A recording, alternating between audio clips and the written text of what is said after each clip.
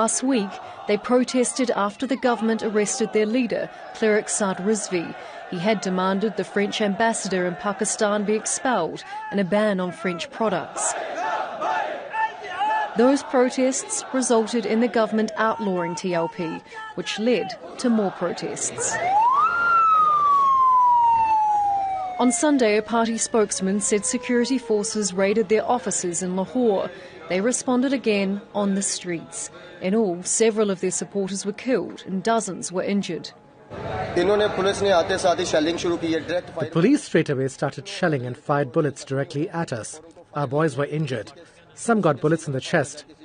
Some got shot in the head. They fired directly at us and threw acid water. Some men had their chest burned, others their back, face or body.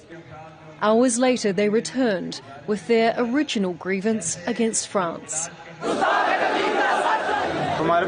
We told the police we neither have weapons nor are we terrorists, but they started firing on us and used tear gas. Many supporters died and those who were killed had one slogan: "O Prophet, we are here for you. Expel the French ambassador and cut off relations with France." Lahore police said Sunday's violence began after a police station was attacked. They accused TLP supporters of taking 6 officers hostage, torturing some. Prime Minister Imran Khan said more than 600 officers were injured in protests last week.